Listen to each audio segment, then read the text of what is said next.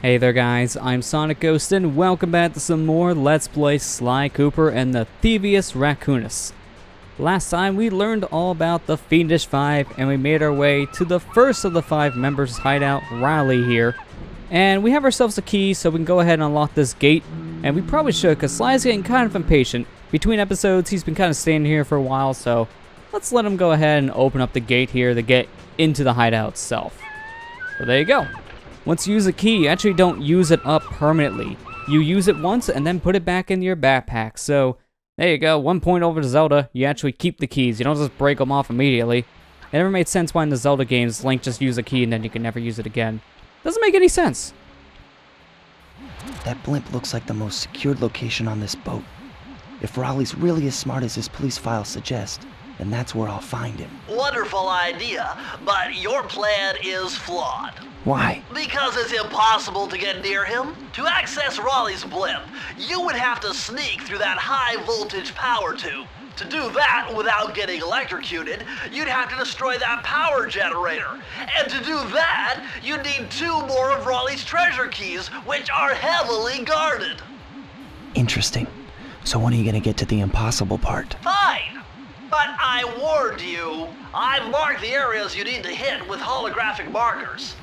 Follow them to your objectives. Thanks. Don't mention it. It's your funeral. So here's our main hub of Raleigh's hideout. And we have a couple different levels here that we can go ahead and take care of. And we just need 2 more keys here to actually unlock the next little area of the hub. But we already have 1, so we just need to go ahead and get 2 keys and we're in. But as Bentley was saying there, we just got ourselves the second version of the Lucky Charm. Sorry, that little sound effect there for the speaker kind of threw me off. I'm kind of talking over this because it's really hard to hear Raleigh, and we're not going to be here for long. So, Raleigh, please be quiet. We're going into the machine, buddy. So yeah, now we have the second level, Lucky Charm, which means that we can go ahead and take 2 hits now without dying, which is really nice. Better close those furnace doors. Jump and press the square button. That'll slam them shut. Alright, good to know. So we gotta slam these things shut, otherwise we'll get burned. It's pretty self-explanatory there. Let's go ahead and use our newly learned dive move and take out that enemy. Makes things so much easier, we can just dive things. Eureka! We're in the engine room. My analysis tells me that if you trace the spinning crankshaft all the way back to its source, you'll find Raleigh's treasure key and sabotage his machine while you're at it. Perfect, so all we gotta do is just destroy this machine and get a key at the same time. I like taking out 2 things in one, little plan. That's nice.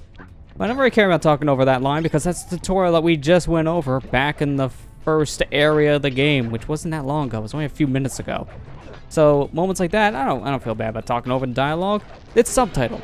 The only time this game doesn't really have subtitled dialogue is when you're in the little animated cutscenes that happen in between missions. I'm not very sure why there aren't any subtitles there, and it happens in the entirety of the Sly series, all the way up to Sly 4 on the PS3. I don't really get that. There's no subtitle option. It's really weird because if you miss dialogue, well, that's it.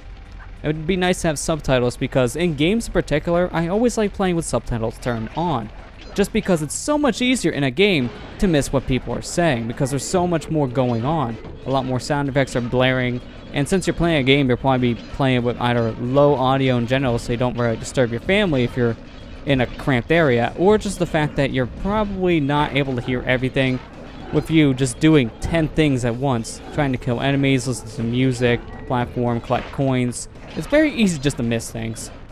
So having no subtitles during the animated cutscenes, it's just a little weird to me. I mean, at least you get it during the gameplay, so the most crucial stuff you don't really miss out on, like the tutorials. But to not have any subtitles during the animated stuff is a little weird, to be honest, because I don't really know that many games that don't give you a subtitle option anymore, especially when it comes to animated cutscenes. Because even those, it's still very easy to miss what they're saying, because there's still a lot going on, and maybe the music's too loud, so you're trying to hear a piece of music over the dialogue, or someone maybe talked over it. So just like I said, a little weird to not really have any kind of subtitles blaring during that point. It would just make things easier if you had subtitles turned on. It really would. But before we leave this section, I always like to turn around to check there's any clue bottles that fell, because when you're jumping around on those metal grates, they push the clue bottles down if you don't grab them right away. So you want to go ahead and look behind you before you leave the area, because if you don't, you'll probably miss yourself some clues. So that instance there in particular is kind of annoying, to be honest, just because it's a one and done section for clues. But the nice thing though about all these levels in Sly Cooper is that if you miss the clues, that you can actually go back in a level and all the clues that you collected, they stay saved. So you don't have to worry about collecting all these things again if you die or even quit the level.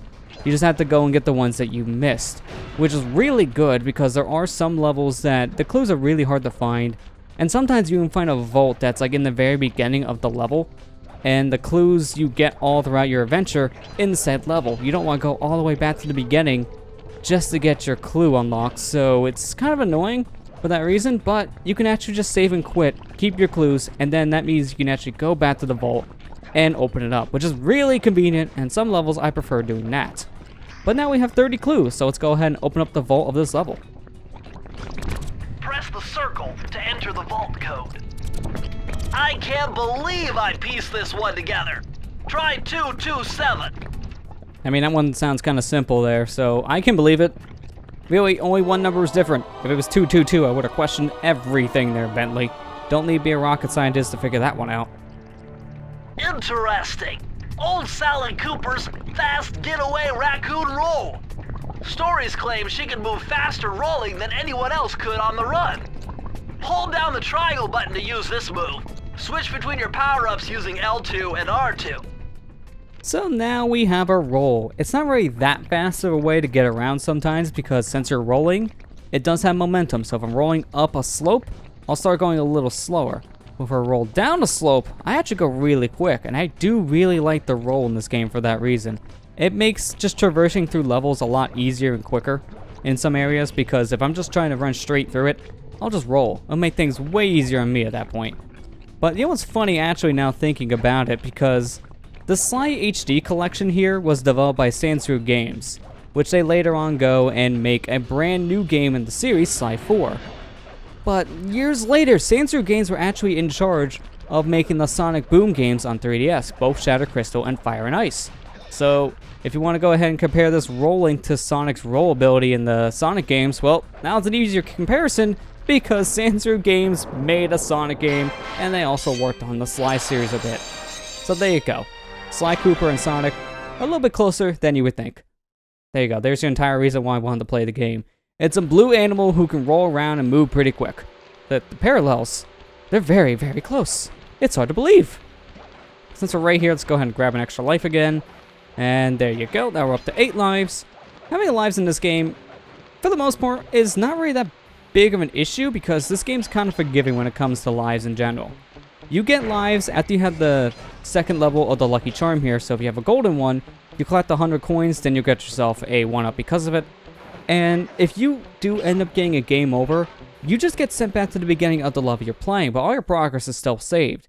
So any of the bottles that you collected throughout the level are still saved, which is really useful. Jackpot, Sly! Look at all this stuff! Must be worth millions! And you know what that means, tighter security. You're gonna have to be extra sneaky to get the treasure key here. I like how he was saying that. I almost just rolled right into one of these lasers. It's a little weird because when you roll through the little laser areas, there's a little bit of a lip that actually can push you up. And it's a little weird because he just shoots straight up, loses momentum for a second. But at the same time, it's weird to see this raccoon start to fly a bit. But in this segment here in particular, I don't really care if the lasers see me because it's actually very easy to get up here. Because when I'm going for those other clue bottles on the left side, I can just jump straight up the little fence area and just go. Not that big of a deal, and actually it's a lot quicker to do that half the time than just trying to be sneaking around here and trying to avoid all the lasers. So I don't really care about this segment in particular, and I'll just let myself get caught. There we got those clue bottles, so let's make our way to the right side and grab these clues. And there you go, good to go. We already got our checkpoint, so that makes things a little bit easier. You always want to smash these safes open when you see these because the safes actually do have clue bottles in them. So yeah, you want to go ahead and break these open to get more clues.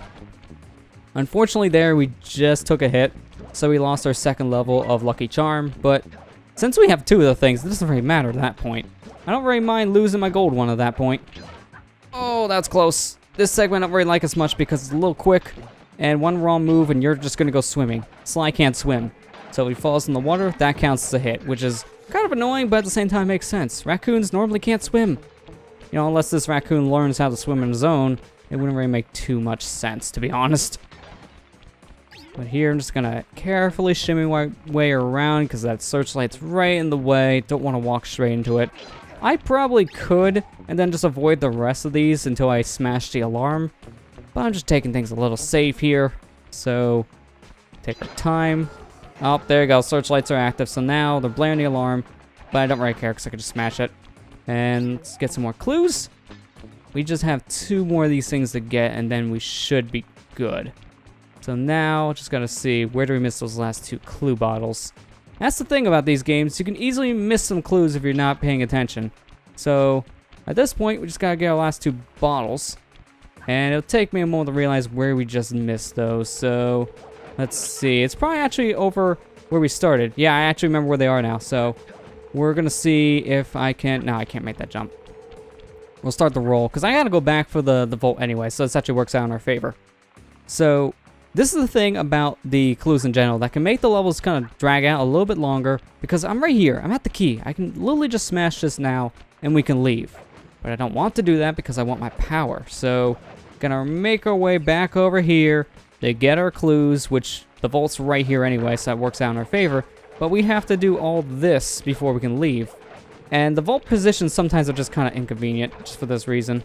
Also, this one's kind of a pain to get up because it's up here, but trying to actually grab the rooftop is the harder part. I'm actually not going to smash this one, just going to jump on the top. There you go. Alright, there we go. Just need one more of these clues now. Some of the platforming here can be kind of tricky for the wrong reasons, to be honest. And that is one of them. So, let's see. Oh, there's our clue. Well, I smashed that one, but I guess not. Some of these are really well hidden. It's ridiculous. But it doesn't matter because we're right here, so it's not too big of a deal. I mean, while we're on our way, we can always just smash more of these statues and get more coins. I don't get how coins are hidden in statues, but hey, it works. Press the circle to enter the vault code. Whoever thought this code up knew what they were doing. Dial in 436. Alright, I guess they're doing something right because that one has 3 different numbers. Not that hard to crack, to be honest. Oh, that's a 4. I went a little too much. Trying to do this is a little awkward because trying to hit the right button, sometimes you can overshoot if you're using the stick. So I just recommend when you're inputting the code, use the D-pad. The stick's to me a little too sensitive for entering a code. These are the blueprints of Raleigh's entire operation. I wonder... Yes, I can wire this info directly into your binocucom. It'll show you the position of nearby clues and breakable objects. So this power-up I feel is probably the most useless that you can get from these vaults. Because for starters, all this power really does is if you go ahead and press either L1 or R1 for your binocucoms to pull out, it'll tell you what objects now you can break, which is pretty useful. But the bigger use is that you can go ahead and track down clue bottles, so we'll be able to see that in our next mission. The reason why I don't really find this that useful because of the fact that you don't get to keep this power-up. You keep it per world, so as soon as we go to World 2, we're going to have to find this thing again in one of the vaults in order to actually find out where the clues are a little bit easier with our binocucom. That to me is a little weird because it's a really useful power-up, and in a sense it could, yes, probably break the game a bit if you have that kind of power from the beginning to find some of these objects to break and the clue bottles to collect in general. But the thing is, if you take it away per world, sometimes you don't find that thing until the very end of our world, which is ridiculous. By the time you find it in some areas, it's just completely useless. And Sly, are you flying? I didn't know that raccoons can fly. That's a little weird. But yeah, that binocucom power is really useless just because of the fact that if you can't keep it, it doesn't really become as useful as you would think. This world is actually kind of useful because you find it pretty early, but the next few worlds, it's not as useful anymore just because of the position they put it in. It's not even close to being useful at that point because sometimes you get it in like 2 or 3 levels left and that's it. So yeah, that does not help at all. But there you go, we got 2 levels done here, so we got 2 more keys, which means we can actually leave this portion of the hub world, but there's still 2 more levels that we can go ahead and do here before we move on to Raleigh's hideout. But I think I'm actually going to go ahead and end the episode on that note. So, with that said, next time on Let's Play Sly Cooper and the Thievius Raccoonus, we'll make our way to the other 2 levels here that we have to take care of here in the first area of Raleigh's hideout, and then possibly open up the gate to get further into Raleigh's hideout. I'll see you guys next time.